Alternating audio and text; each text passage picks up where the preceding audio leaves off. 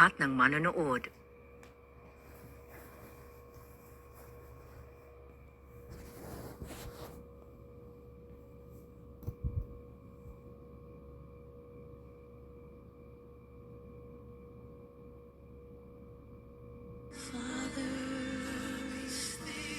Divine Mercy Hour. Gusto mo bang magkaroon ng milagro sa iyong buhay? Isang milagrong hindi kailanman mananakaw nino man? Posible ba yon? Siyempre! Kung ang milagro ay magaganap sa loob ng iyong puso, mangyayari lamang ito kapag sama-sama tayong magdarasal. Kaya inaanyayahan ko po kayong samahan ako tuwing linggo mula alas 3 hanggang alas 4 ng hapon para sa Divine Mercy Hour. Ano man ang iyong ginagawa at kahit nasaan ka man, ipihit mo ang iyong talapihitan sa 684 AM kHz. DWJJ, tuwing linggo mula alas 3 hanggang alas 4 ng hapon.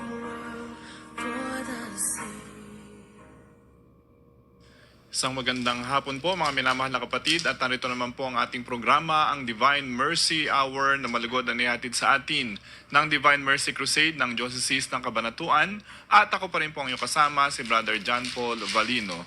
At tulad po ng dati, tayo po muna ay magdadasal ng ating pong 3 o'clock prayer at ang ating pong Divine Mercy Chaplet. Isama po natin sa ating mga panalangin ang ating pong mga intensyon at mga kahilingan sa mga oras na ito. Simulan po natin ang ating panalangin. In the name of the Father, the Son, the Holy Spirit. Amen. You died, Jesus, but the source of life flowed up our souls, and the ocean of mercy opened up for the whole world. O fountain of life, immeasurable divine mercy, cover the whole world and empty yourself out upon us. O blood and water which flowed out from the heart of Jesus as a fountain of mercy for us, I trust in you. Holy God, Holy Mighty One, Holy Immortal One, have mercy on us and in the whole world. Holy God, Holy Mighty One, Holy Immortal One, have mercy on us and in the whole world. Holy God, Holy Mighty One, Holy Immortal One, have mercy on us and in the whole world. Amen. Jesus, King of mercy, I trust in you. Amen. The Chaplet of the Divine Mercy. Our Father who art in heaven, hallowed be thy name. Thy kingdom come, thy will be done on earth as it is in heaven. Give us this day our daily bread, and forgive us our trespasses, as we forgive those who trespass against us, and lead us not into temptation, but deliver us from evil. Amen. Hail Mary, full of grace, the Lord is with you. Blessed are you among women, and blessed is the fruit of your womb, Jesus. Holy Mary, Mother of God, pray for us sinners, now and the hour of our death. Amen.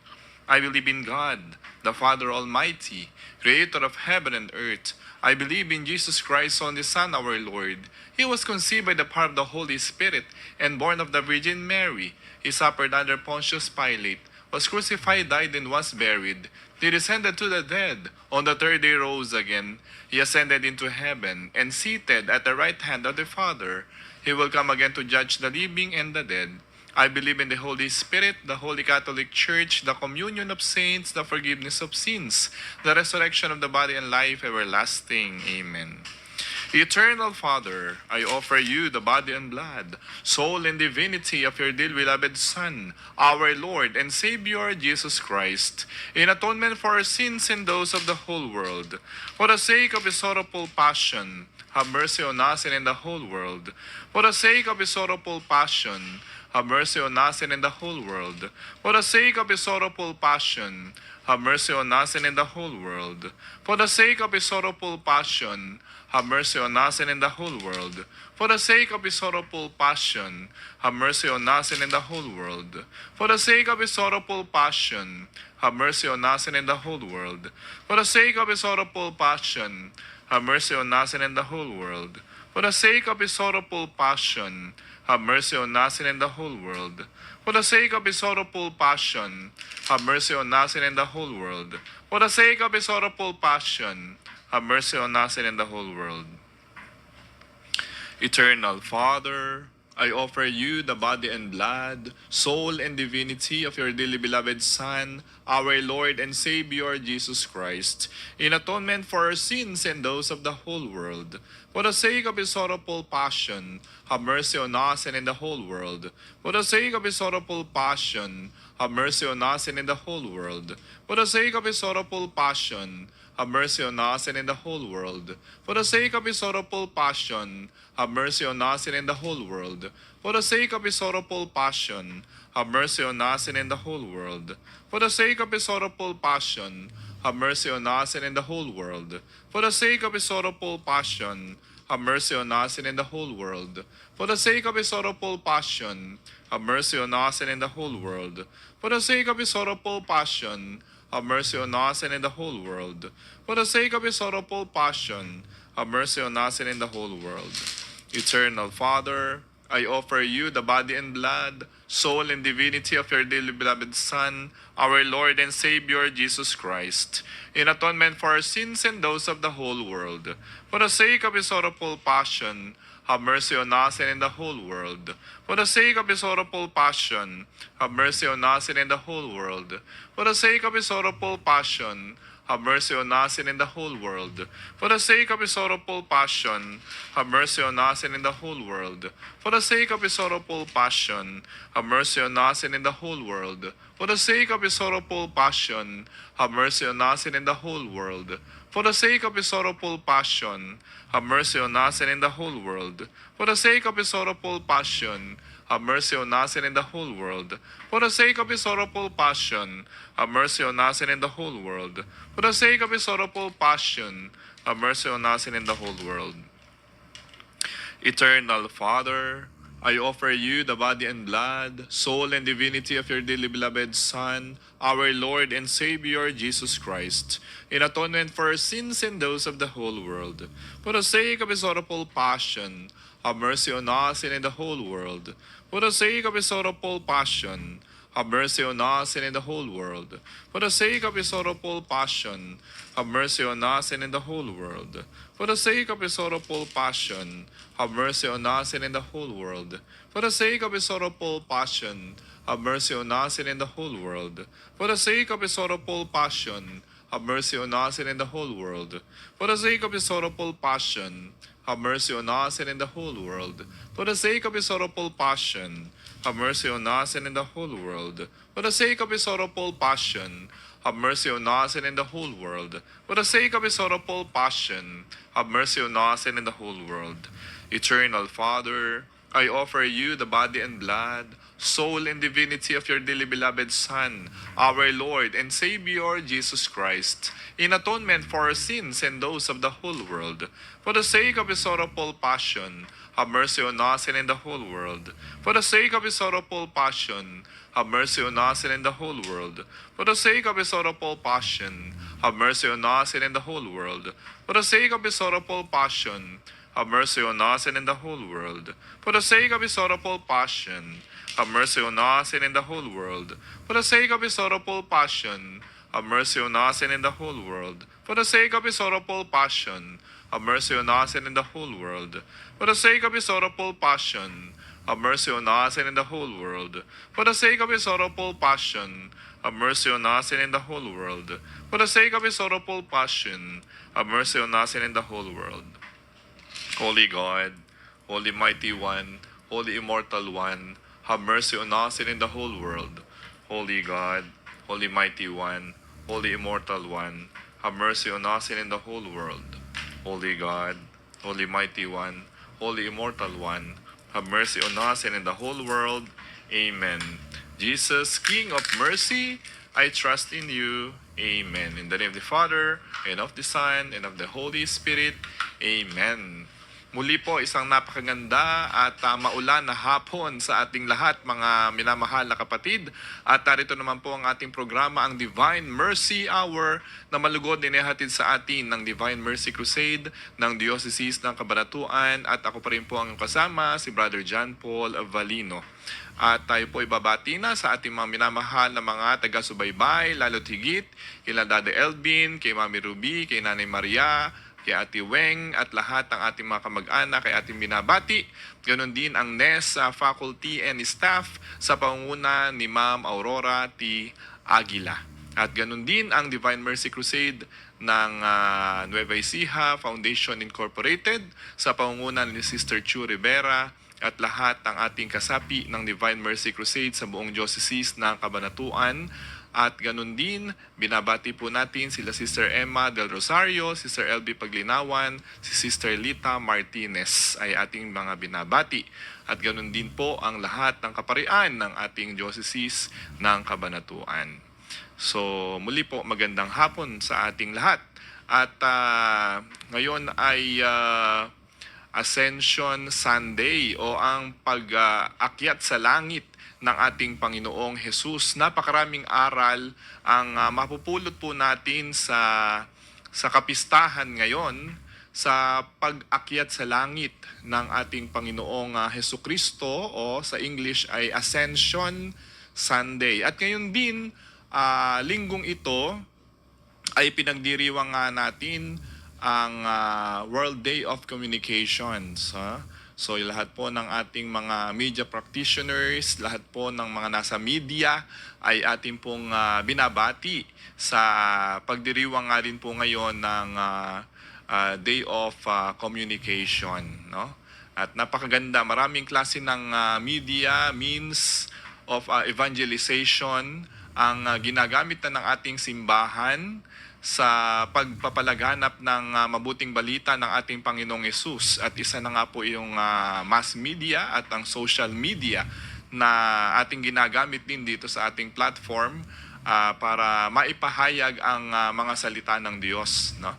So maraming salamat po sa ating mga media practitioners, sa ating mga kaparian na gumagamit din ng social media at ng ating mga means of communication. Lalo na dito sa radio, sa TV, at sa lahat ng mga himpilan na nagpapahayag ng mga salita ng Diyos. Ay kasama po natin sila sa ating panalangin sa mabathalang awa ng ating Panginoong Yesus sa araw na ito. No? Inaalaala natin sila at kinikilala dahil ang pagpapahayag ng mabuting balita ay nagagamit ang ating mass media, ano, yung communication po natin sa iba't ibang mga platforms, no?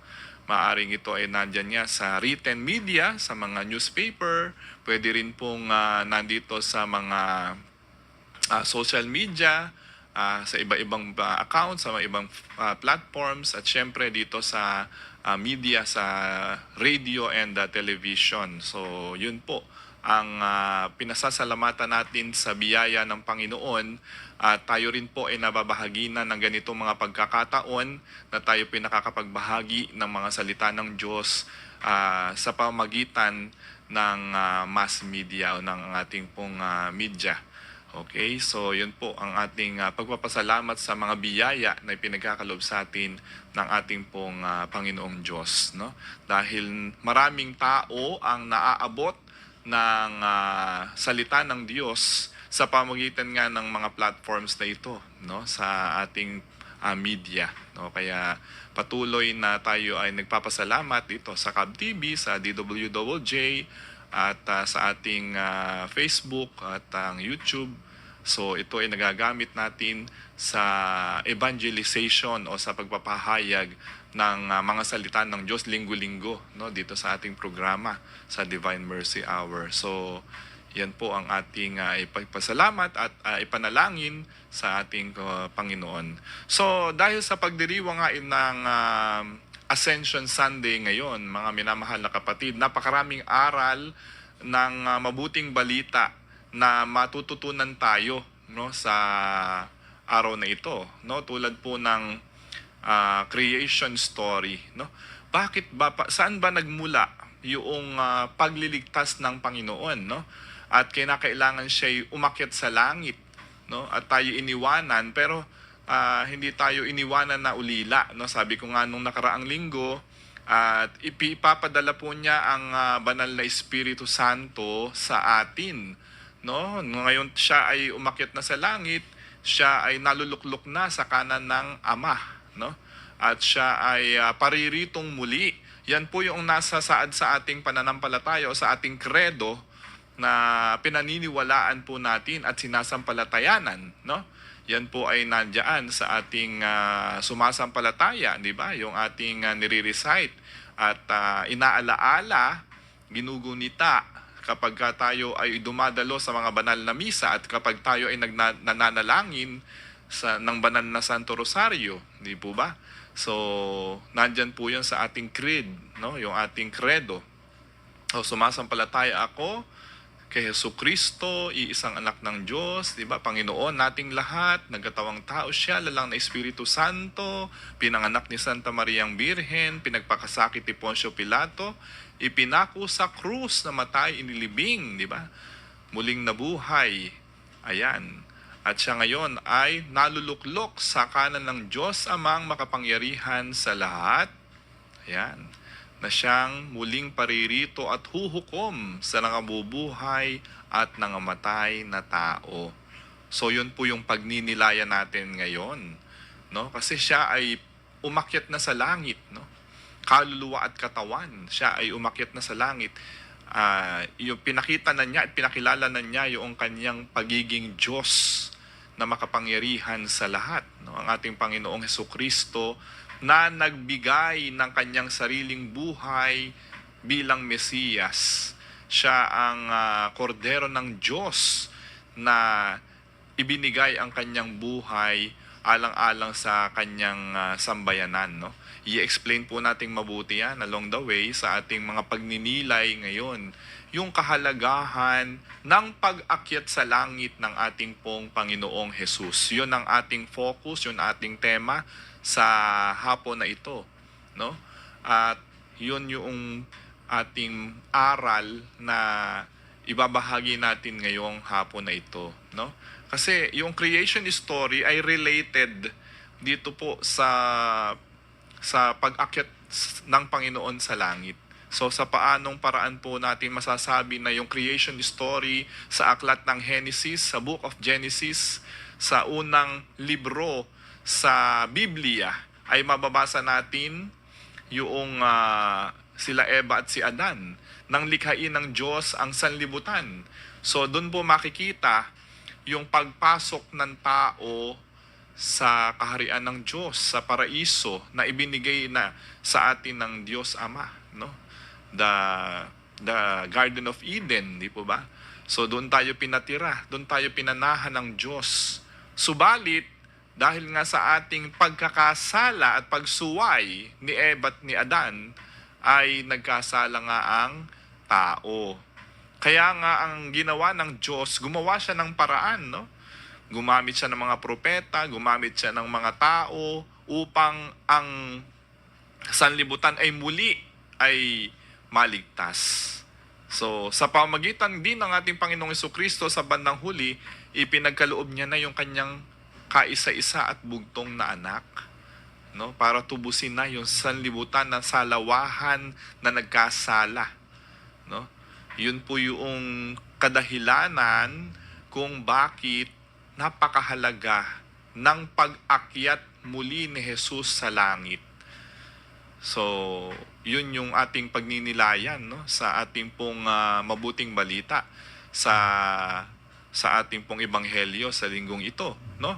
Kasi yung kahalagahan na ito ng pag-akyat muli ng Panginoon sa langit, ibig sabihin po noon, may tao muli na umakyat sa langit, no? Sino? Ang ating Panginoong Jesus.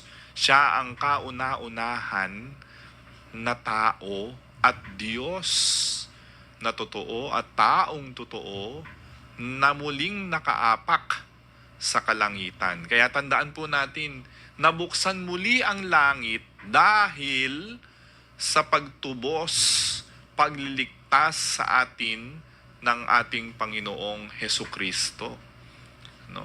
Ang divine mercy, ang banal na awa. Kinaawaan tayo ng Diyos, kinahabagan tayo ng Diyos.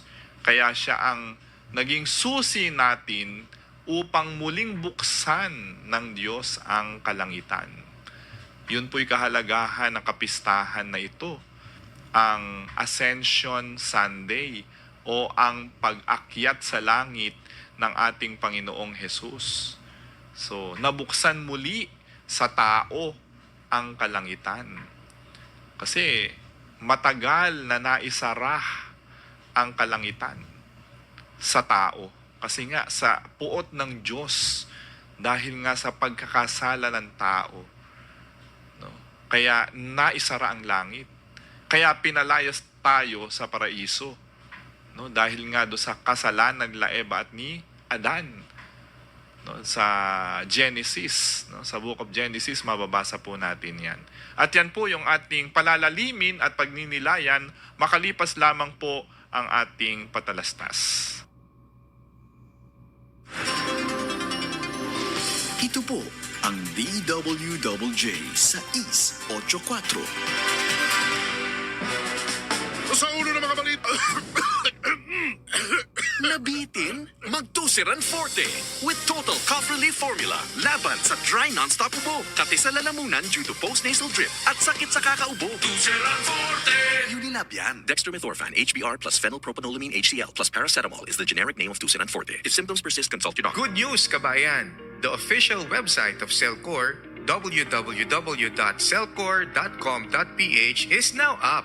Maaari mo na itong bisitahin para sa mga online services tulad ng services requirements and additional information, latest news and advisories, power interruption updates, Cellcore live episodes, rates archives, at Cellcore account access na makapagbibigay ng karagdagang impormasyon tungkol sa inyong accounts tulad ng account balance and payment details, history of consumption, paperless billing subscription at marami pang iba. Ito ay bahagi ng aming hangarin na patuloy na makapaghatid ng makabago at magandang serbisyo para sa inyo. Kabayan, ano pang hinihintay nyo? Visit www.cellcore.com.ph now. Kastoy ti oni na timparado nga agong numanayunan pa iti sakit ti ulo. Nagrigat niya? Isong ano barado ti agong kenada ti sakit ti ulo? Decongest with Decolgen Forte. Kapigsaan nga agas laban ti tadumang nga Decolgen formulations. With maximum decongesting action versus PE-based medicines available OTC in the Philippines. Decolgen Forte. Alagang Unilab yan. Phenylpropanolamine HCl chlorphenamine maleate paracetamol is the generic name of Decolgen Forte. If symptoms persist, consult your doctor. Muli po tayo nagbabalik sa ating programa, ang Divine Mercy Hour, na malugod na ihatid sa atin ng Divine Mercy Crusade ng Diocese ng Cabanatuan. At ako pa rin po ang iyong kasama, si Brother John Paul Valino. At tayo po ay nagpapasalamat sa pamunuan ng DWJJ at ng CAB TV sa pagbibigay puwang po linggo-linggo sa ating programa. At ganun din kay Ginoong Chris Duldulao. At ganun din kay Kuya Richie at kay Kuya Andrew sa pag-alalay po nila at tulong teknikal sa ating programa. So mga kapatid, dumako na po tayo sa mabuting balita ng Panginoon sa kapistahan po ngayon ng pag-aakyat sa langit ng ating Panginoong Hesus o Ascension Sunday. Mga kapatid, ang mabuting balita ng Panginoon ayon kay San Lucas. Papuri sa iyo, Panginoon. Noong panahong iyon, sinabi ni Jesus sa kaniyang mga alagad, ganito ang nasusulat, kinakailangang magbata ng hirap at mamatay ang Mesiyas at muling mabuhay sa ikatlong araw sa kanyang pangalan. Ang pagsisisi at kapatawaran ng mga kasalanan ay dapat ipangaral sa lahat ng bansa magmula sa Jerusalem. Kayo ang mga saksi sa mga bagay na ito. Tandaan ninyo, susuguin ko sa inyo ang ipinangako ng aking Ama. Kaya't huwag kayong aalis sa lungsod hanggang hindi kayo napagkakalooban ng kapangyarihan mula sa itaas.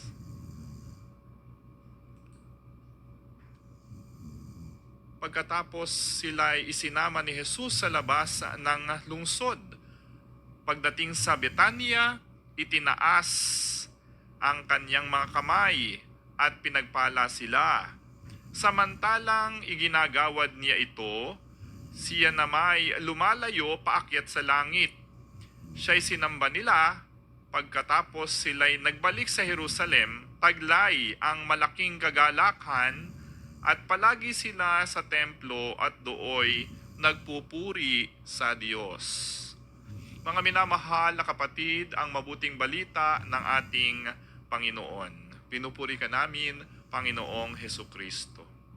So napakaganda po ng ating pong ebanghelyo na ating narinig at ipinahayag sa atin. Tungkol ito sa pag-akyat sa langit ng ating Panginoong Hesus.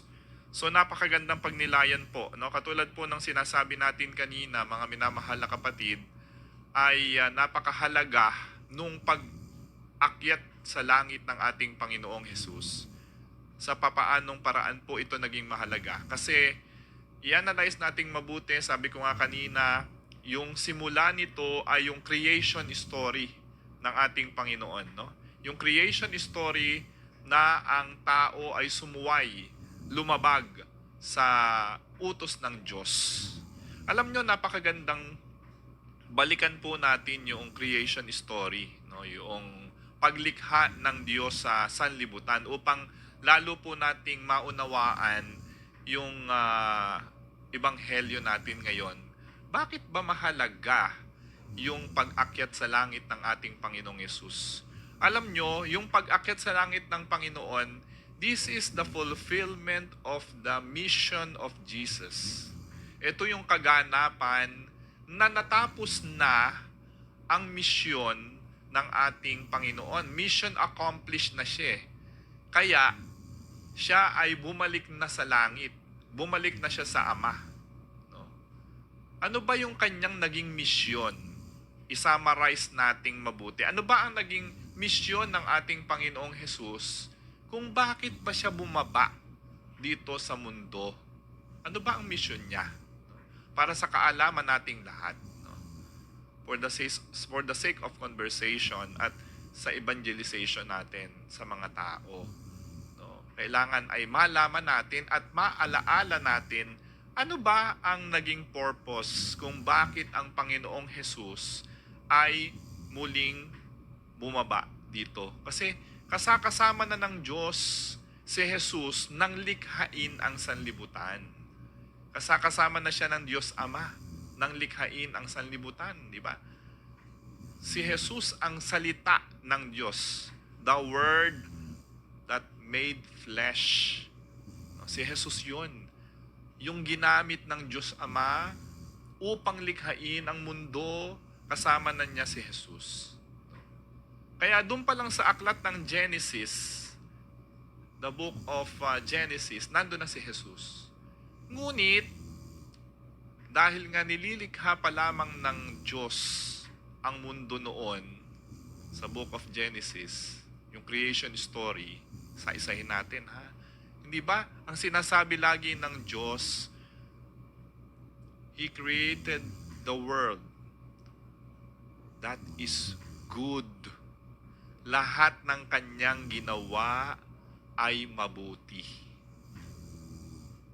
Nakakatuwa na ang pagninilay na narinig ko kanina kay Reverend Father Michael Veneracion nung ako ay nagsimba. No? So, muli ko ibabahagi ito sa inyo para makita natin yung kahalagahan ng kapistahan na ito. No?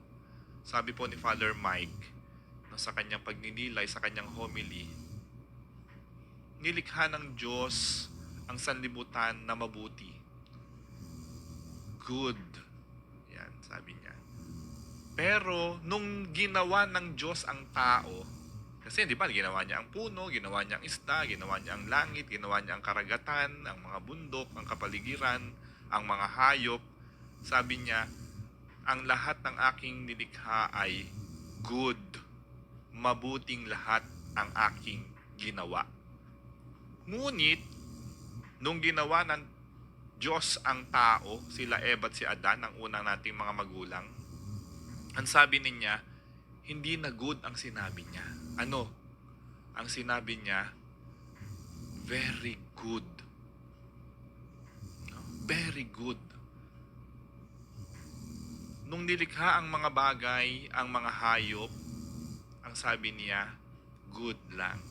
Ngunit nung ginawa niya ang tao na ayon sa kanyang wangis at larawan, no? In his image and likeness, ginawa niya ang tao. At sabi ng Diyos, very good. Ang tao na kanyang nilikha ay very good. Ibig sabihin, lahat ng kabutihan ay nasa tao. Paanong hindi naging very good ang tao? Kawangis niya ang kanyang nilikha. Kawangis ng Diyos tayo, mga minamahal na kapatid. Kawangis natin ng Diyos. Kaya nga tayo ay very good sa paningin ng Diyos. Kaya nga galit na galit sa atin ang kaaway ng Diyos. Dahil nga tayo ay very good sa Panginoong Diyos na makapangyarihan sa lahat. Pumasok ang kasalanan dahil tinukso sila Eva at si Adan. Kung babalikan natin, nagpatukso si Eva at si Adan sa ahas, sa diablo, na sinundan sila sa paraiso. At sinabi sa kanila, nakainin ninyo itong prutas na ito at kayo'y magkakaroon ng kaalamang katulad ng sa Diyos. So ano nangyari? Sa story. So kinain, sinuway yung inuutos ng Panginoon Diyos na huwag nyong, o kainin yung lahat ng nandito sa paraiso, ngunit huwag nyong kakainin itong nasa gitnang prutas, sa gitna ng hardin. Kainin yung lahat, pero isa lang ang huwag nyong gagalawin at kakainin. Itong prutas na nandito sa puno na nasa gitna ng aking hardin, ng Garden of Eden, ng aking paraiso, huwag na huwag nyong kakainin yon. So ano ginawa nung ahas? Siya lumapit at tinukso. Hindi totoo sinasabi ng Diyos, kainin nyo yan at kayo magiging katulad ng Diyos. Lalakas kayo, malalaman nyo lahat ang tama at mali. Yun.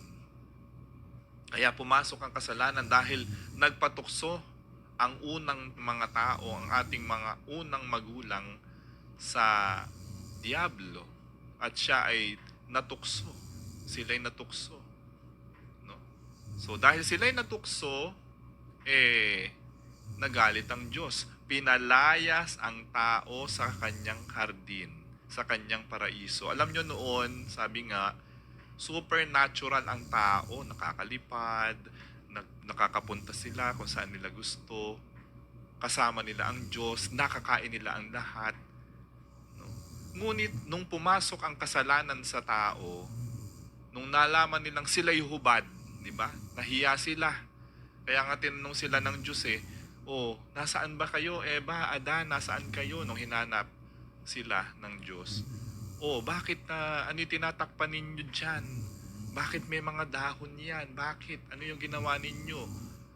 Kasi po, nalaman po namin na kami ay hubad.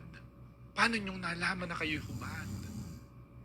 Kasi po, kinain namin yung prutas na sinasabi ninyong huwag kakainin. Tinukso po kasi ako ng ahas, sabi ni Eva.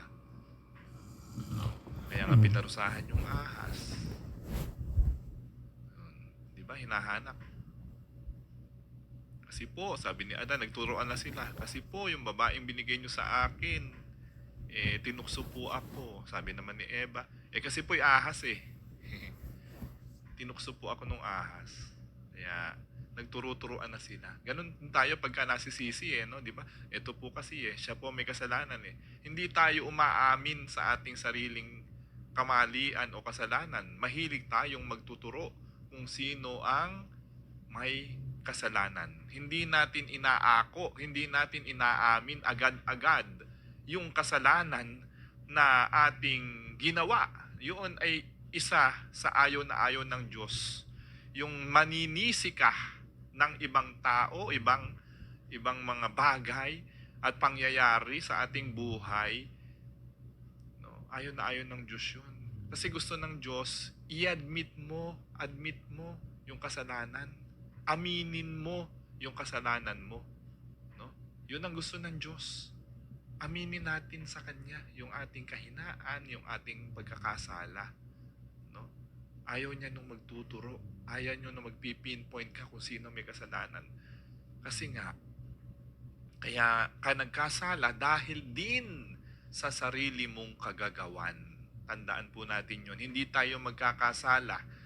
Kahit na nga ba ikaw ay kinasapakat ka pa ng kapwa mo, kahit na nga ba ikaw tinuruan ka ng kapwa mo, inimpluwensyahan ka ng kapwa mo para gawin yung kasalanan, tandaan po natin, kung wala tayong consent na gawin yung kasalanan, hindi natin yun magagawa. Tayo din may kagustuhan, kaya tayo nagkasala. Tandaan po natin yun, mga minamahal na kapatid. Ginusto mo din yun, kaya tayo nagkasala. Yun. Kaya, huwag kang magtuturo na siya po kasi Siya po kasi ang may kasalanan . Tandaan natin, kung hindi natin pinahintulutan yung pagkakataon o yung pangyayari, hindi tayo hahantong sa pagkakasala natin. Yun mga kapatid, tandaan po natin yun. Meron tayong partisipasyon sa paggawa ng kasalanan. Pwede naman nating piliin na huwag magkasalay . Katulad nung nangyari kay Eva at kay Adan, pwede naman nilang sabihin sa ahas na, oo, hindi po pwedeng kainin kasi bilin ng Diyos yan. Kahit na anong pilit ng ahas, na kainin nyo yan, kung ayaw nila Eva at Adan yan at hindi nila susuwayin ng Diyos dahil alam nila na magagalit ang Diyos sa kanila, pwede naman nilang hindi kainin yon at hindi gawin yon. Alang magagawa ang ahas. Hindi ba? Walang magagawa ang ahas na sila ay pangunahan at turuan. Kahit na anong turo sa kanila, kung ayaw nilang gawin yon, hindi mapipilit ng ahas yung ating mga magulang. Ngunit, dahil nga sa kahinaan nila, Eva at ni Adan, nagpapilit sila dun sa ahas. Itry nga natin. Yon. Kaya pumasok yung kasalanan. Kasi nga, sinuway nila. Pinili nilang suwayin ang Panginoong Diyos. Kaya pumasok ang kasalanan sa mundo. Tandaan natin, sabi ko nga kanina, lahat ng ginawa ng Diyos ay good. At yung mga tao, very good. Naging very bad ang tao dahil sa pagpasok nga ng kasalanan. Dahil sa pagpayag ng tao na magkasala. Dahil sa pagpayag ng tao na magkasala. Na sana'y pwede namang hindi magkasala ang tao. Pwede namang hindi . Kaya lang, mas pinili ng tao na magkasala. Ganon din tayo sa buhay natin, mga minamahal na kapatid. Between right and wrong, kung minsan or kadalasan sa buhay natin, pag nilimi-limi natin yung mga pangyayari sa buhay natin, between right and wrong, minsan nga na pipili natin, katulad nila Eva at Adan, pinipili natin yung mali. Pinipili natin yung masama. Kaya tayo nagkakasala. Likas na mabuti ang tao. Katulad nung sinabi ko kanina, likas na mabuti tayo . Dahil ginawa tayo ng Diyos na mabuti. Very good tayo . Sa paningin ng Diyos. Dahil nga tayo ay kanyang kawangis at kalarawan. Kamukha natin ng Diyos. Nagiging very bad ang tao dahil sa pagpili natin na paulit-ulit sa mga kasalanan.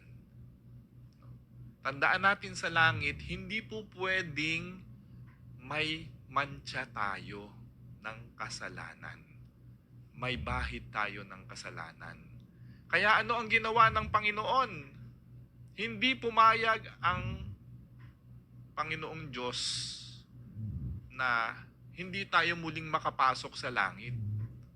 Tandaan natin, nagsara ang langit sa tao nung si Eva at si Adan ay magkasala at pinalayas sa paraiso. Nagsarado ang langit sa tao. Ngunit ano ang ginawa ng Diyos? Nagpadala siya ng mga propeta. Nagpadala siya sa ebanghelyo, sa ating mga pagbasa sa Biblia, no? Mababasa po natin yung ginawa ng Diyos doon. Gumawa pa rin ng paraan ang Diyos na ang tao ay mabalik sa Kanya. Gumawa ng paraan ng Diyos. Pinadala niya ang mga propeta. Nandiyan sila Moises, andyan sila Elias, andyan sila propeta Isaias, na tinuturuan ng mga tao, no, na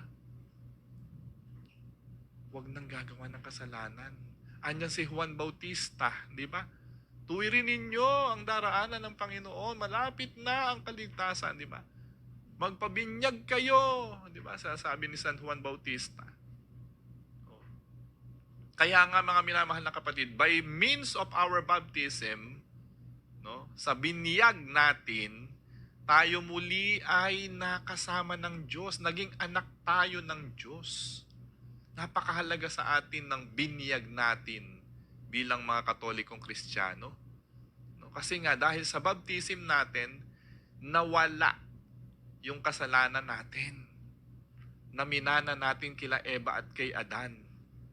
Dahil sa sakramento ng binyag na ipinagkaloob ng Panginoong Hesus. No? Nawawala. Ngunit, nung bata tayo, no, kaya nga tayo nung tayo bininyagan, nung tayo ay sanggol, nawala yung kasalanang mana natin. Ngunit sa pagtanda natin along the way, nagkakasala muli tayo dahil sa ating mga kahinaan. Nagkakasala muli tayo. Paano tayo makakabalik sa langit? Dahil sa Panginoong Hesus. Sa bandang huli, dahil nga pasaway ang tao, sinusuway natin ng Diyos kahit na pinadadalan tayo ng mga propeta, sa bandang huli, sa dulo, si Jesus na mismo ang bumaba.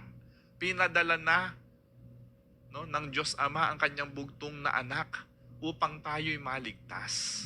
Si Jesus na mismo ang bumaba. Pinadala na. Para tayo ay muling makapasok sa langit. Tandaan natin, nagsara ang langit dahil sa pagsuway ni Eva at ni Adan. Ngunit muling nagbukas ang langit dahil kay Jesus. Dahil sa ating Panginoong Hesukristo. No, na umako na sa lahat ng kasalanan ng tao. Kaya nga, dinipan niya yung kanyang sarili sa krus. At sabi niya, ako na lang ang parusahan ninyo. Sa akin nyo na ipasan yung kasalanan ng tao. Di ba? Yun ang sinabi ng ating Panginoong Hesus nung siya nakabayubay sa krus. Ama, patawarin mo sila. Hindi nila nalalaman ang kanilang ginagawa. Di ba yun ang sinabi ng Panginoong Hesus sa krus ng Kalbaryo? Kayo ay sasamahan ko hanggang sa wakas ng panahon. Binyagan nyo sila sa ngalan ng Ama, ng Anak, ng Espiritu Santo. Di ba yun ang sabi ng Panginoong Hesus? Magmahalan kayo tulad ng pagmamahal ko sa inyo. Yun ang sinasabi sa atin palagi ng Panginoong Hesus. Para makabalik muli tayo sa langit, tandaan natin at gawin natin yung mga aral na itinuro sa atin ng Panginoong Hesus. Kasi yun lamang ang susi upang ang tao ay makabalik sa langit.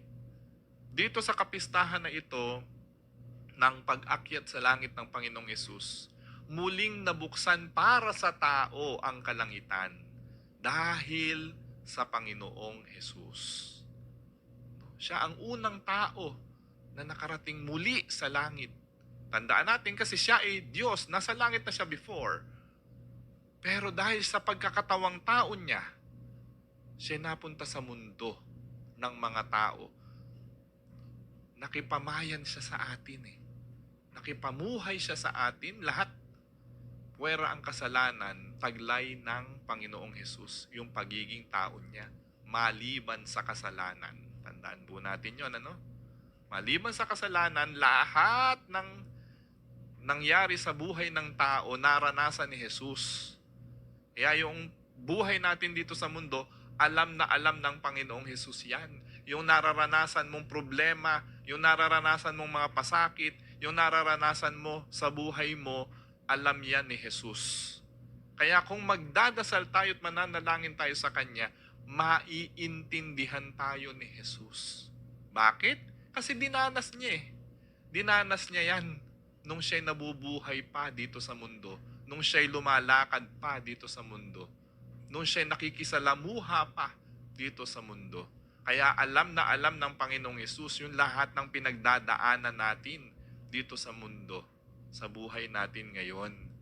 Kaya hindi dapat tayo mag-excuse na hindi natin kaya yung mga problema, mga pangyayari sa buhay natin dito sa mundo.